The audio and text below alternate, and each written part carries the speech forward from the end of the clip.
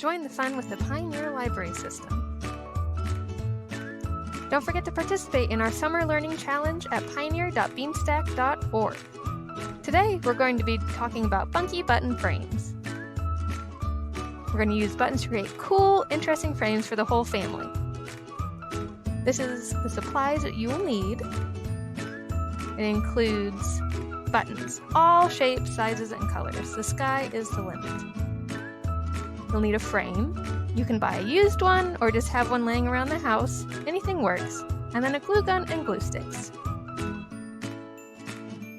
Let's get started. First, we're going to sort our buttons by size: small, medium, and large. Start by applying 2 to 3 inches of glue to your frame, and then pick out the large buttons and place those first. Following that, glue your medium buttons on top of the large buttons.